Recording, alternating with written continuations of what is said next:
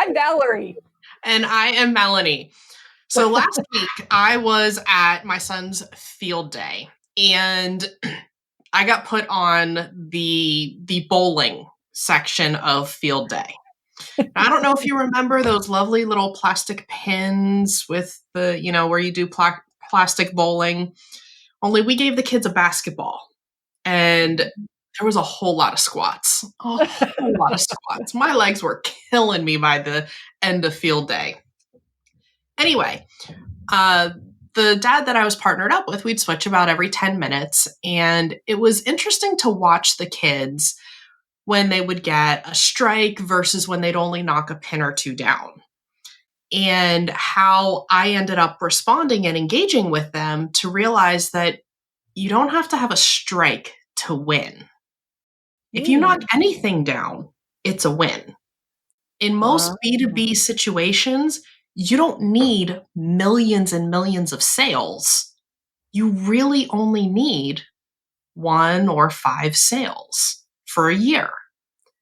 And so it started to reframe opportunity in my mind. And where are we subconsciously teaching our kids and also telling ourselves, because that's what culture teaches us, our society teaches us, that it's either all or nothing. You win or you lose. Sometimes a win is not the obvious. And so that's what I wanted to talk about today is reframing opportunity to see success in something that may not appear to be success. Right off the bat anyway. That's kind of a loaded topic.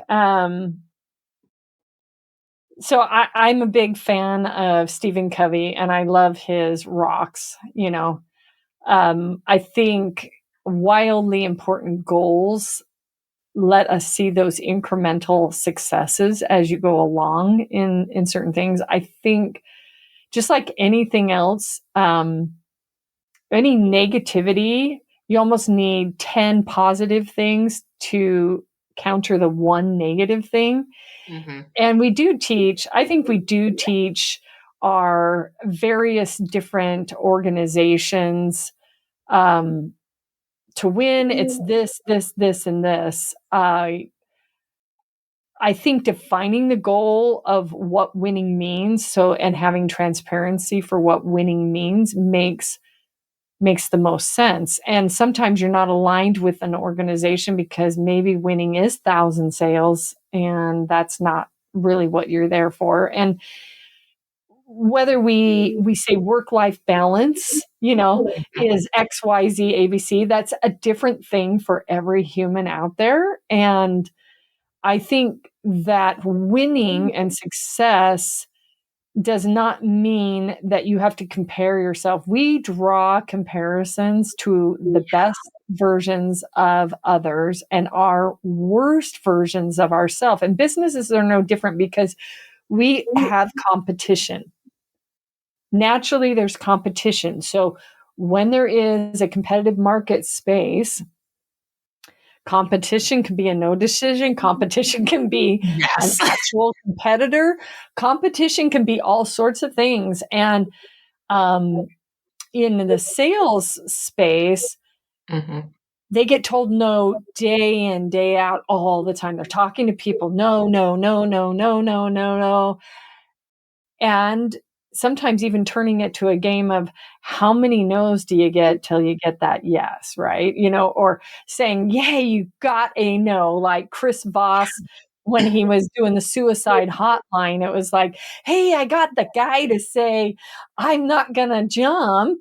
And I'm so excited. And the guy and his trainer was like, yeah, you didn't win. And he's like, what? He's like, he just told you what you wanted to hear to get off the line. You did not win. And it taught Chris Voss one of the most important lessons of what a win in a situation like that actually did look like. And I think that you're sort of spot on. Success is, to me, what you set the goal to be to begin with within parameters, and that you can look incrementally at these successes, it isn't always the outcome you think it's going to be. And to play into this, going back to defining what the actual goal is, in this bowling case, the goal was to have fun and be silly. Yes. It was not whether you got a strike or not. So if you've ever played bowling with a basketball, well, and you got your quads worked out. Oh, did they ever? So there's a success. But again, it goes back to what is a success and what was the goal of the event or the incident. Sometimes in sales, when you learn what doesn't work, yes, maybe it took you 50 no's to get there, but now you know why you're getting the no. Yeah. It's not a yes per se, but now you know why you're getting a no. That's a success because now you can change it so you can get a yes. Yes. No, honestly, getting an answer, I give them permission to say no. One, at least you have direction. Yes. Ghosting, you have no direction. Nope. If they say yes, you might not know what they're really overcoming or if they're really serious, because a lot of times people say yes for that. So we a lot of times will create no statements. We've talked about this before, but people have asked me, even about this podcast, they'll say, well, how many viewers do you have? And I'm like, well, I'm not even going to really answer that, because the goal of this podcast is probably more therapeutic for Mel and I than it is actually to get ranking and everything else. Totally. But at the end of the day, it's a success that we made it on this show with our busy schedule, that we have psychedelic colors in the background, and that we laugh. We have our I get my weekly Mel moment, and we laugh, right? I mean, that's to me a success. Exactly. That's what this is for me too. It's like you said, it's our weekly therapy. It's our weekly time to just you and I connect, because while we chat almost all week long, this is our time away from all of the commitments to reflect and say, okay, here's what's going on and this really sucks, but you know what? Here's what I learned and here's where we can laugh about it. Yeah. And when I'm working with a small business, the first thing I ask them is, what does success look like to you? Because your organization, when you're trying to strategically decide how to take somebody to market, you're looking at the organization holistically. What is it you want to accomplish against market indicators, right? So sometimes it's like someone will say to me, well, we only want to be at 1 million. Okay. Then I ask them, we can unpack this. I ask them, okay, now you do have competitor response on this. So if you're 1 million, you have to have brand recognition, because over time it'll be harder to get that same million with other organizations coming into the competition. So I need to understand, are you exiting? I need to understand, what is it that you're actually trying to accomplish as success versus, hey, why don't you want to be 500 million? Why do you want to be 1 million? What does that look like? And not all organizations are trying to be Jim Collins good to greats. Yeah. It's it's true. My version of that question is, what is your 6-month goal? What is something you have to accomplish right now? And what is your 5-year goal? Because like you said, if they're planning to sell or transition in some way, the goals, the metrics, and what needs to be accomplished is completely different than if they're looking for organic growth in 5 years. Yeah.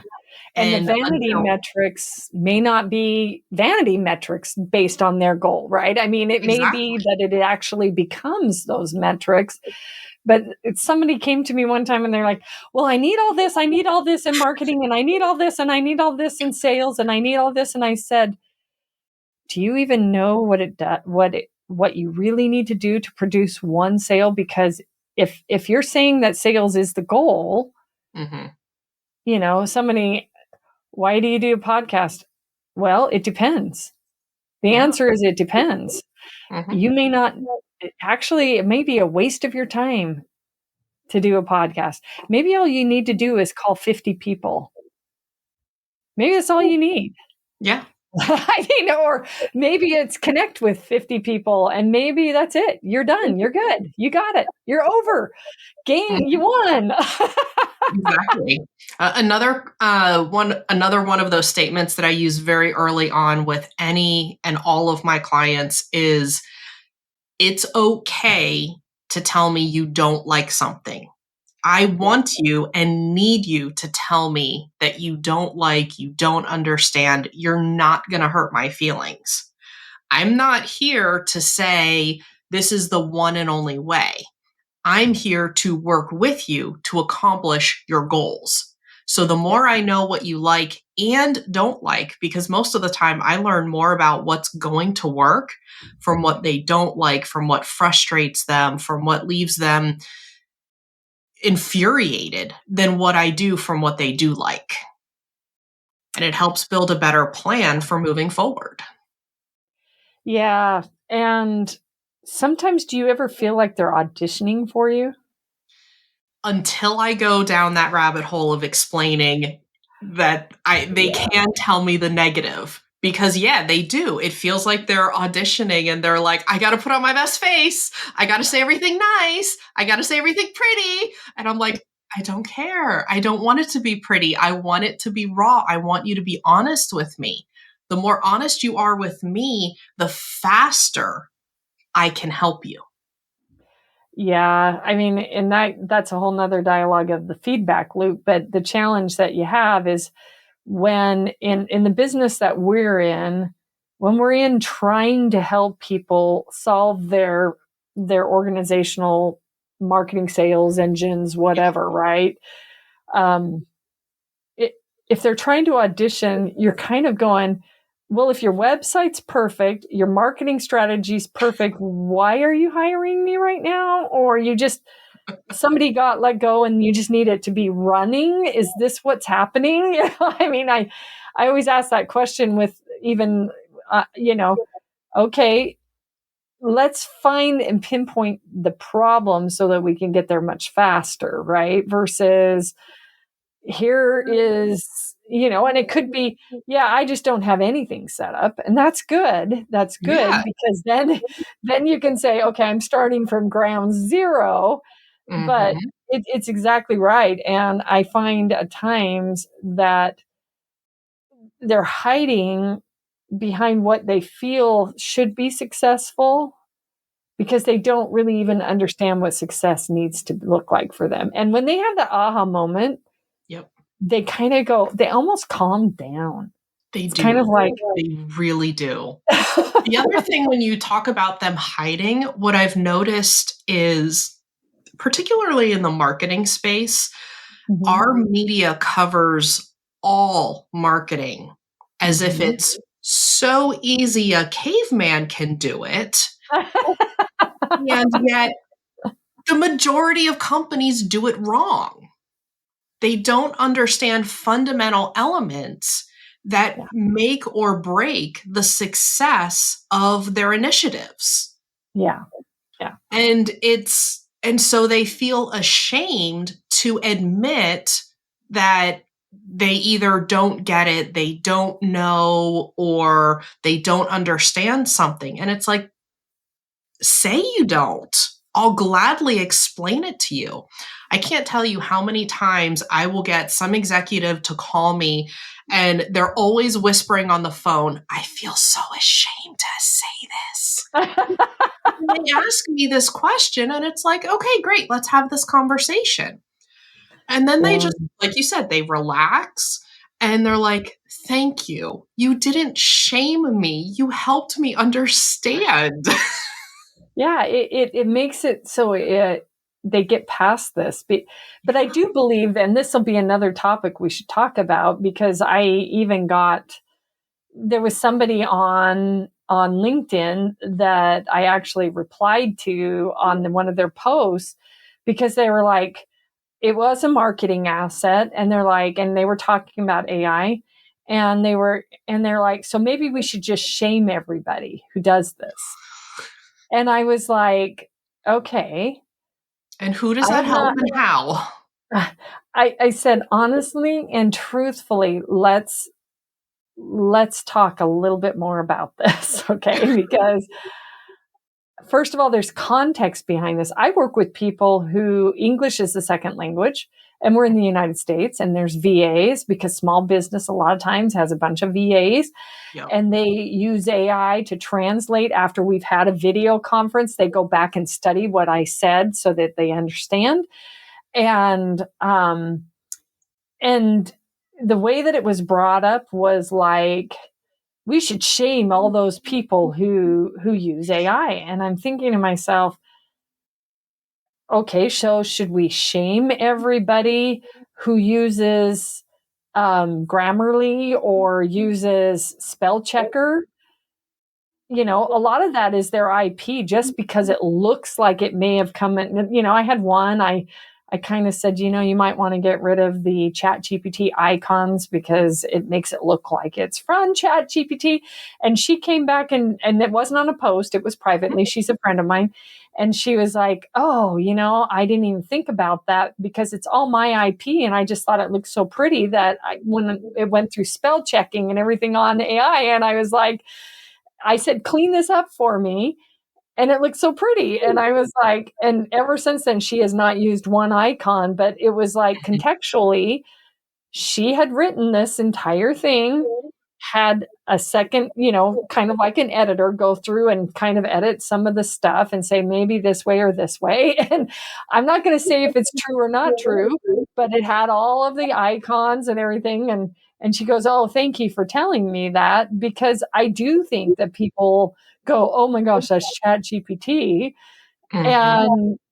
And for her, she didn't want to look that way, obviously, but winning and losing should not be a shame. No. There's always something that you can learn from losing. Yes. And there's always something. In fact, I know a female sharpshooter, and she once on a press, kind of, they were like, she got to the very end, didn't win. And she said, and I'll never forget it, she goes, I learn more from losing than I ever learned from winning. Yep. And she counts it as a bigger win because of that. I was like, you go. I've got one of those stories too. We can easily go down that. So in high school, I was, I'll give you the longer version of the story because it's funny. Okay. So I think it was my junior year, we had the worst winter on record and did not have school for a month. Yes. Fabulous.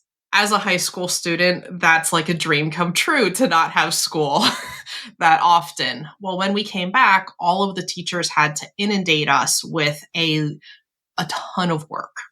Oh. And in English class, we ended up having something like 5 essays. And Mel was probably the A++ 4.0 English student.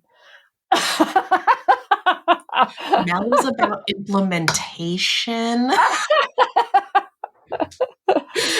All right, keep going. Mel learns to implement, not to get a grade. So by the time we got to the last paper, I was the quiet kid in class, and I just went with everything. I never bucked the system, contrary to who I am now and to once you get to know me. So in English, teacher gives the last assignment and, is incredibly apologetic because she knows she has inundated us with so much work, and so have all of the other teachers.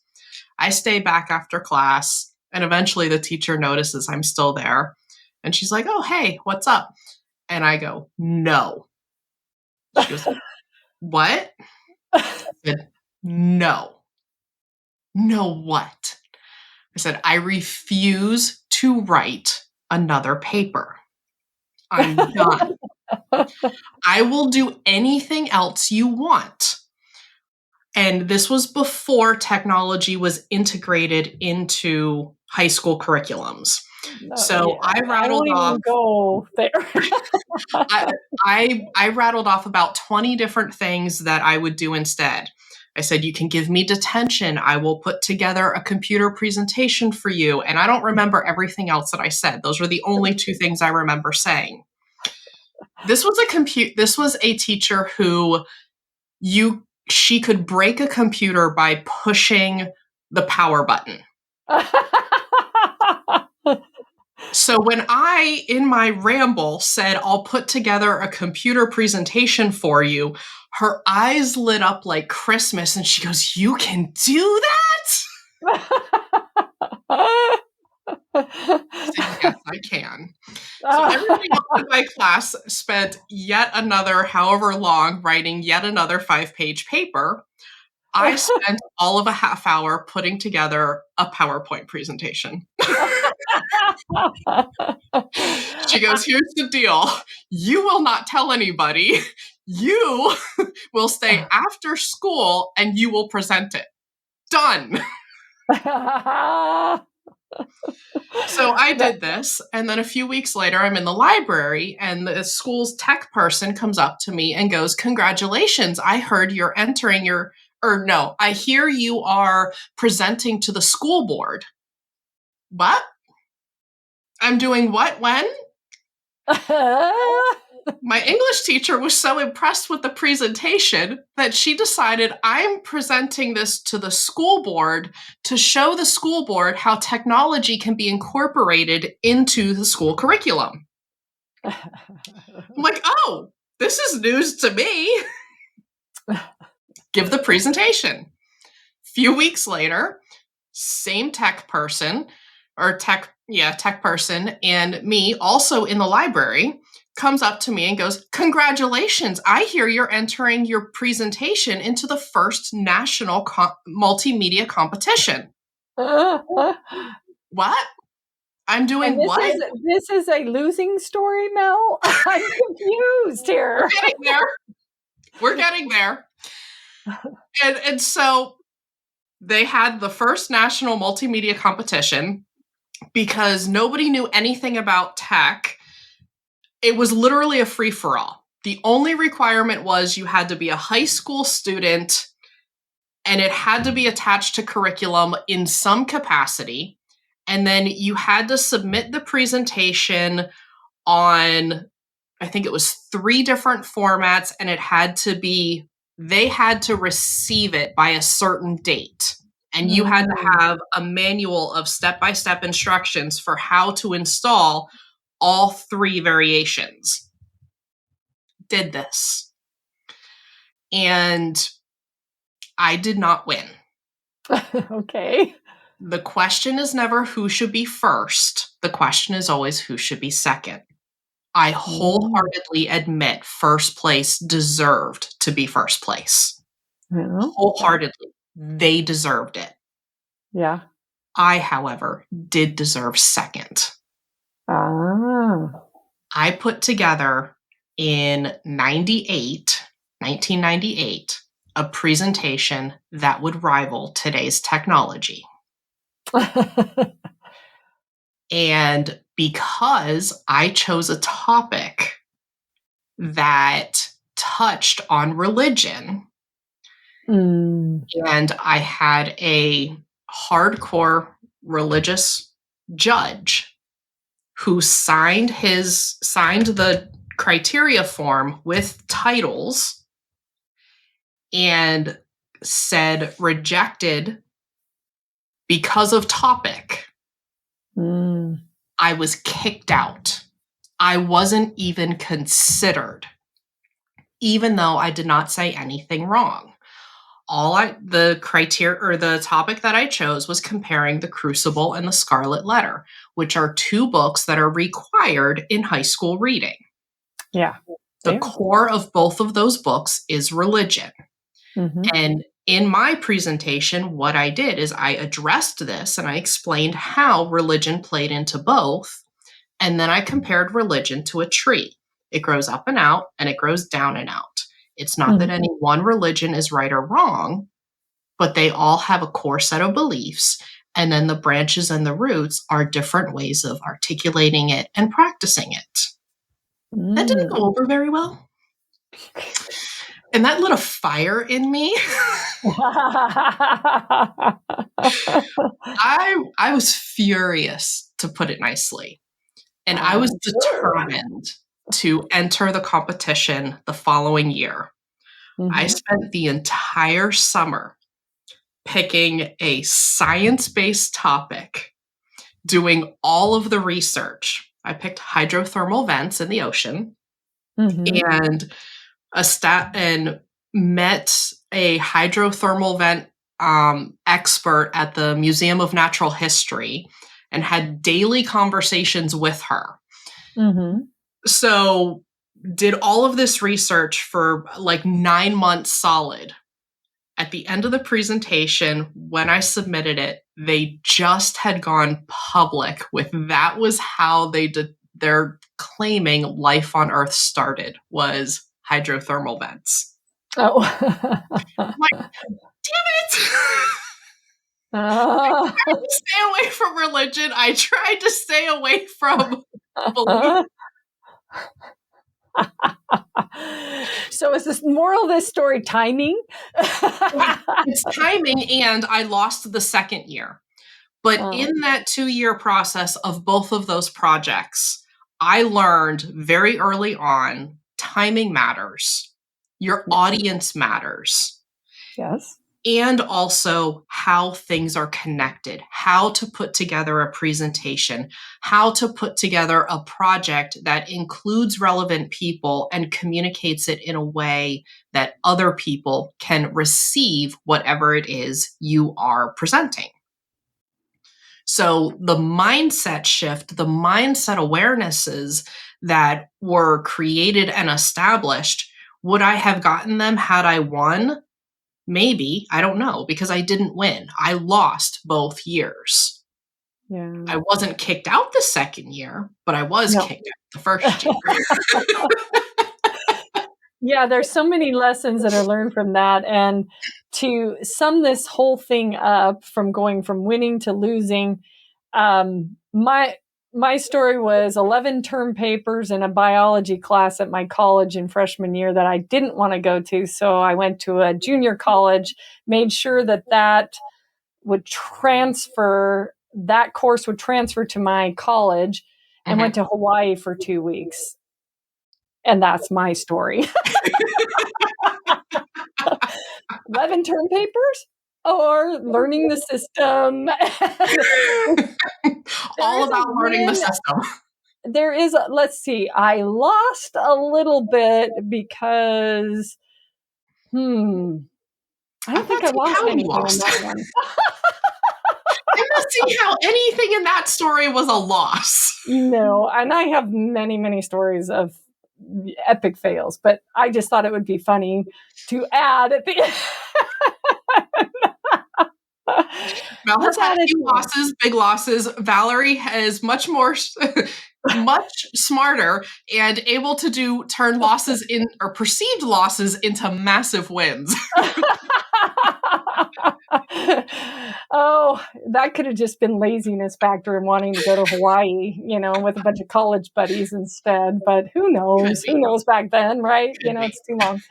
But anyways, that was a great story, Mel. And I loved hearing about how you perceived the wins along the way.